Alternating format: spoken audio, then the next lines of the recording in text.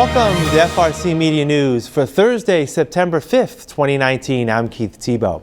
We continue our look at the three candidates running for mayor in the preliminary election. On this program, we get their views on economic development. Meanwhile, the Fall River Board of Election has 50,000 ballots ready for that September 17th preliminary election. We'll have an update there. And finally, we take a look back on a vigil held to bring awareness and solutions to the city's opioid epidemic. We'll have those and others in just a moment. But first, let's check in with the news headlines of the week. We bring in Phil Devitt, the digital news editor at the Herald News. Hey, Phil, welcome back. Thank you very much, Keith. Hope you had a good long weekend. Not too bad, not too bad. It's over like that, though. I know, in September, and now we look forward to the cold weather, but one step at a time. It's still officially summer. All right, let's talk about a couple of items in the news this week. Streetscapes, the program Mayor Correa has touted in terms of beautifying parts of the city. Two phases have been worked on already, Purchase Street and East Main Street. The third phase of Streetscapes is set to be undertaken sometime next year on Bedford Street. And the city this week has been seeking opinions from city residents about how that Streetscapes program should look. What can you tell us? Yeah, Keith, you know, there's been a lot of talk about the streetscape projects lately, which are basically, I guess, more or less improvements to some of the more well-traveled areas in the city. And those first two phases you mentioned are just about completed, but they haven't been without their controversies lately over costs and lighting and, you know, the things pretty much running the gamut from small to large. But, and as a result of that, of course, we should, as a backdrop to this latest news, you know, you have the city council, which is considering rescinding bonding for these projects and diverting funding to other programs. Right. Nevertheless, the process for the Bedford Street streetscape is rolling on. We reported on the results this week of some of the public input that was sort of suggested at this early stage in the process. And people weighed in on they want to see streetlights, they want to see new signals. And one of the suggestions that generated a lot of talk, at least on our social media channels, was a suggestion of turning Bedford Street into a two-way road. Yeah. And people certainly have a lot of opinions on that. You know, we heard from some folks who said that'll be confusing, other folks saying that's going to be great for business. There are much narrower streets that are two-way, so why not make Bedford Street a two-way as well? It remains to be seen what will be done with these suggestions, but the city planner, William Roth, tells us that you know, they're all going to be considered and weighed by engineers, and they're going to bring to him a synopsis that he'll then forward to an oversight committee to get the ball rolling on design. Yeah, this part of Bedford Street is actually going to be from 13th Street, which is near Portugalia, all the way down to Main Street, South Main, North Main Street, where they intersect. So that's a long stretch of street. I know the Purchase Street area was a little more condensed, and East Main Street. So this is a big swath of area, and you know, potential to be really something that would make some needed improvements, I guess, in that region. Yeah, Keith, you know, there's certainly a lot of business and a lot of traffic on just this stretch of Bedford Street alone. The project is estimated to cost $2.4 million, again, funded through a bond, and work would begin sometime in 2020, although we don't have a firm time frame for that just yet. Yeah, and I'm sure even though there hasn't been any movement on this in a while, part of that stretch includes the old police station, which is on the corner of High and Bedford Street. So, you know, I don't know if there'll be any movement on that and how that may play into this as this moves forward. We'll just have to wait and see on that. Also, in the news, actually happened late last week, but was followed up on in the paper this week. Some unfortunate racist graffiti that was found at the Watuppa Reservation, not too far here from Bristol Community College. What can you tell us about what was found there, and also any type of investigation thus far? Yes, Keith. So speaking of social media, this is a story that came to our attention via Facebook, I believe. Just some pictures were posted by a concerned, local citizen showing graffiti and what you could call racist graffiti in this chunk of the Watuppa Reservation forest land. Words like KKK, swastika is found there as well. And now police are investigating. We followed up on this yesterday. Police do not have any suspects. They tell us they don't have any suspects at this time. And we asked them about, how do you go about finding the culprit behind this, especially given that the city of Fall River went through something similar earlier this year with racist graffiti at the Hebrew Cemetery. That's and right. No suspects yet found in that. They said they're going to be looking for evidence left at the scene. This is out in the woods, a remote area. Might not have been surveillance cameras around or anybody to witness what happened, but perhaps whoever's responsible left something behind, and police could potentially use that to get some leads. We also, checked in with advocacy groups and the Native American advocacy group, United American Indians of New England. Of course, they're strongly condemning, this act, both in terms of the vandalism of property, but also the obvious racist intent behind it. It's sad to see such a beautiful area defaced with something so ugly, and unfortunately, it's not the first time we've seen it this year. Yeah, you mentioned the Fall River Hebrew Cemetery, which saw some incidents back in March. Apparently, even in that instance, there's been no headway in terms of making any arrests there either, is there? No headway that we know of, but police have not shelved this. I think it's still very much on their radar. I think that the amount of time that has passed, this happened in March, indicates how difficult the situation is. But police are still looking for who's responsible in that case, as well as this Watuppa case. And I think that they would encourage anybody with information to give them a call. All right. And finally this week, of course, we're less than 2 weeks away from a preliminary election here in Fall River for mayor. Many of you may remember back in March, of course, we had a recall election for Mayor Jaziel Correa. He ultimately survived that recall. Even though he was recalled, he did get back in on the bottom half of the ballot. And not too far from here, Phil, right across the border in Tiverton, looks like they're going to have a recall of their own coming up in October. That's true, Keith. Yes, I was going to say before you said it that we're no strangers to recalls here in this city. It's a little less, I guess, a little more unusual to see one play out in one of our neighboring towns, in this case, Tiverton. Up for potential recall are two town councilors, Robert Coulter and Justin Katz. A recall election has been set for Thursday, October 10th. Both men are advocating that people reject the recall by not voting. So this is one of those rare instances where you'll hear politicians advocate that you stay home and not go to the polls. But this is an effort led by William McLaughlin, who was a candidate in this most recent election in Tiverton, and also part of the Tiverton Taxpayers Association. So he and this group, leading the charge, are accusing these two councilors of, to use his words, quote, knowingly and willingly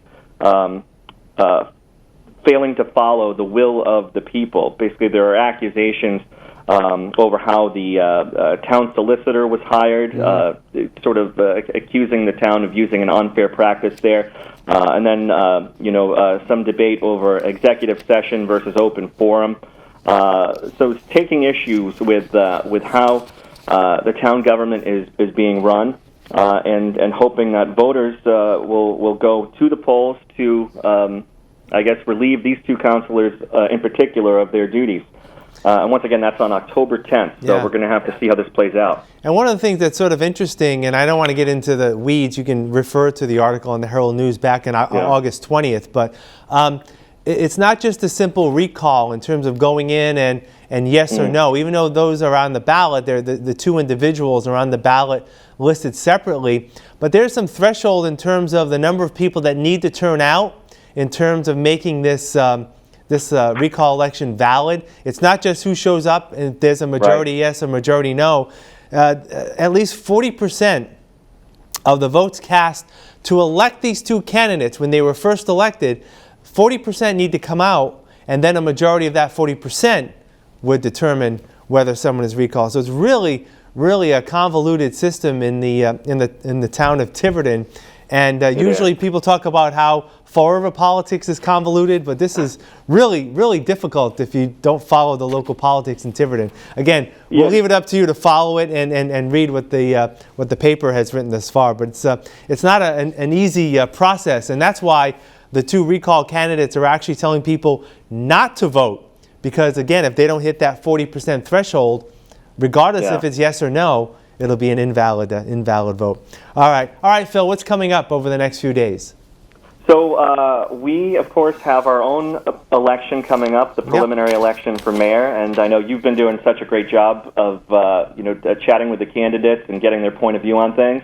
And we're doing the same thing. We have some of these candidates' takes on economic development, public safety, education, and other matters coming out in the paper and online over the course of the next several days. And it'll be here in 2 weeks from now. We'll be talking about the preliminary election.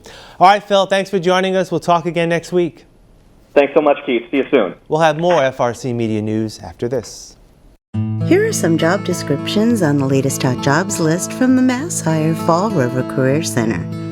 Building Engineer, CBRE, a technical and engineering company located at 994 Jefferson Street, is looking for a building engineer to perform complex preventative maintenance and corrective repair of buildings, industrial systems, vehicles, equipment, and grounds. Job number 125-45208. Market Sales Specialist, Webster Bank, located at 33 Sullivan Drive, is looking for a full-time market sales specialist to support the development and implementation of community bank sales and service, as well as communication initiatives. Job number 125-44622. Cashier Clerk, Walgreens, located at 933 Pleasant Street, is looking to hire a part-time cashier clerk to provide customer service by assisting customers with their shopping needs, answering customer inquiries, and resolving customer complaints. Job number 125-37550. South Coast Health, located at 363 Highland Avenue, is looking to fulfill the following full and part-time positions. Medical Assistant, job number 125-44606. Emergency Registered Nurse, job number 125-44505. Steward Healthcare System, located at 1030 President Avenue, is also looking to fulfill the following full and part-time positions. Staff X-ray Technician, job number 125-40430.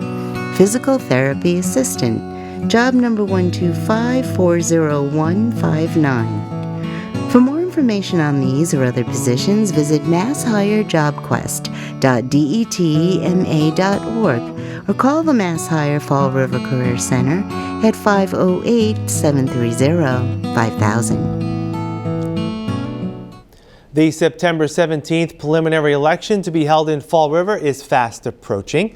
Recently, we sat down with the three mayoral candidates to get their views of the issues of concern to city voters, one being economic development and job creation. Here's what each had to say. Economic development, as you can probably tell, we need to have businesses that provide good paying jobs. For far too long, economic development in Fall River has not been driven by policy. Let me be clear. Economic development policy is not a Chinese restaurant opening or a Dollar Tree opening or a hair salon opening. Those small businesses probably would open whether or not Jaisal Correa is in the mayor's office, but he likes to somehow credit himself. When you have policy, you look at key components housing, access to education, access to good paying jobs. We have far too many people, and access to infrastructure. We need a good infrastructure as well so that we have safe and clean neighborhoods. But as I was saying, we have far too many people who are struggling to get by.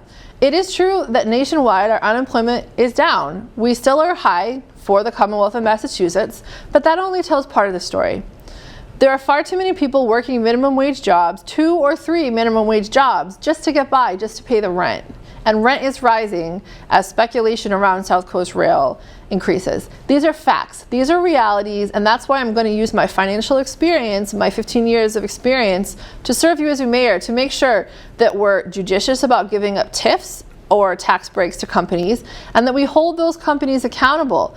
Amazon claimed they were going to pay a good wage of about $35,000 a year.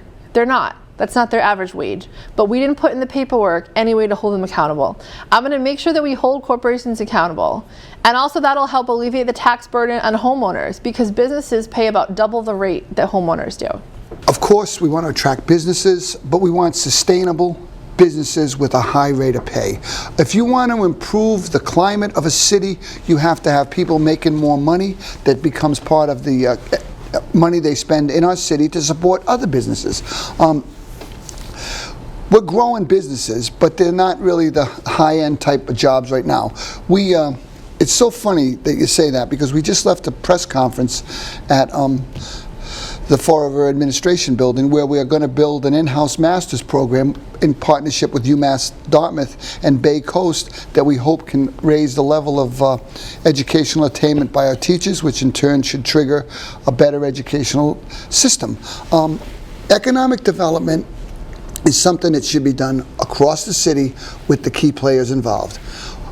What do they need? Where are they going to locate?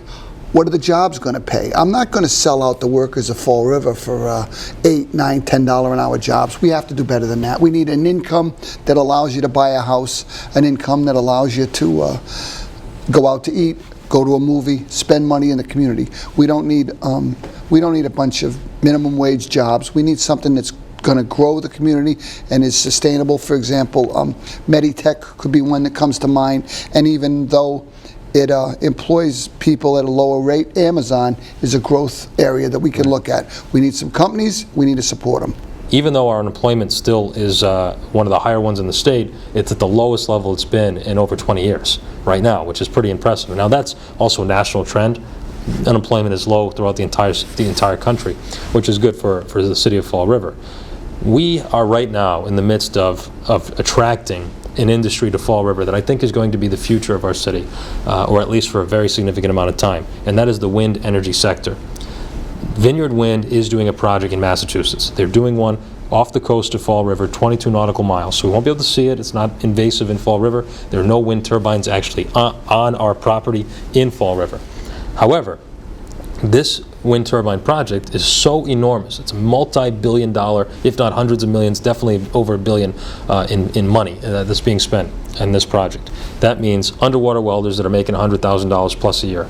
That means electricians, plumbers, tradespeople, caterers, food providers, all this stuff for this project. That's really a 7 to 10 year project. That's a lot of good jobs for young people in Fall River and everybody in Fall River. One note, coming up next at 6 p.m., we will have live coverage of the mayoral debate featuring those 3 candidates, sponsored by the Fall River Reporter. So please stay right here following this newscast, and you'll be able to find out more about the candidates in this race.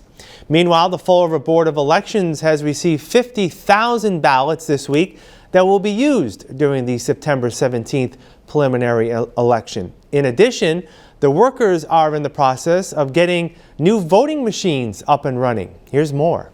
Well, this is the new DS200 machine. We will be having them at all the polling places. Unlike the old machines, we are now using, you will fill in the oval to make your choice when you vote. I know the old machines was you had to close an arrow, but now it's going to be more user-friendly, more voter-friendly, more interactive with the voter, so the voter feels like they are all part of the process instead of just going in to vote. Who made this change? Elizabeth Camara, the old commissioner, started the whole process years ago, and it finally came to fruition this past September. It'll be easier for us to, for the voter to vote. It shows that they did their ballot correctly. If there's a mistake, it shows it on the screen, and the voter can choose, the options on the screen. It also will be more efficient for us come election night because the results will be better. They'll be quicker than what we normally have them. Tell us about the ballots. Okay, so the ballots came in today. We have over 50,000 ballots, one for every voter. And we do have enough because you do get 3 times. If you make a mistake twice, you have up to 3 times to change your decision on your ballot. If you made a mistake, voted for the wrong person, mocked it up erroneously, you'll be able to get a second chance to do it. Greater Fall River Recreation is gearing up to offer its annual fall exercise program for residents of all ages, as we see in this report. All of our programs are geared toward health and wellness for youth and adults. I should mention that we do have fitness programs as well for individuals 16 and older, and we also have a fitness center here at our site at 45 Rock Street. The costs vary from program to program depending on the amount of weeks and sessions, I should say, per week. They could range from $35 for 8 to 10 weeks, depending on the program. The fitness center from September to December is usually $35, 5 days a week. And again, if folks have any questions, they are welcome to contact us or check out our website. Stay with us. We'll have more FRC Media News after this.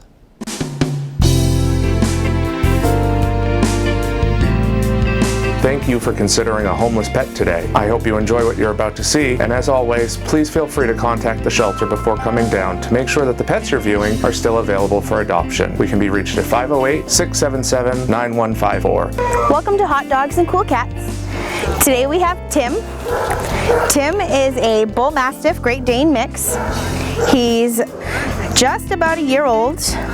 Tim will need some training on obedience and how to properly walk on a leash. He's extremely intelligent, so the training should go well. Tim does well with other dogs. He does like females over males, but he gets along with just about everything as far as we can tell. Tim weighs about 103 pounds right now, and he's not done growing, so he will get a bit larger. If you're interested in coming down and checking out this crazy man, come on down to Forever Paws, 300 Linwood Street in Fall River, Mass. You'll definitely leave with a smile on your face. Today we have Elvis and Jack. Elvis is a 1.5-year-old lion head bunny. He is very snuggly, loves attention. He will do cartwheels for vegetables, that's for sure. He's a very sociable bunny who would do best in a home, probably with children that can play with him and handle him and spend time with him. Jack is a 1-year-old, and he is more on the independent side. Jack likes to do his own thing. He does like to hop around and spend a lot of time out of the cage.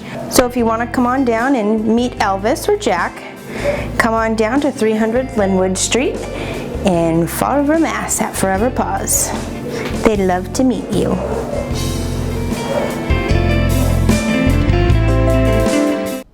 Welcome back. An evening vigil at Government Center was held last weekend to bring awareness to the city's opioid epidemic and how to solve the problem. Here's a recap.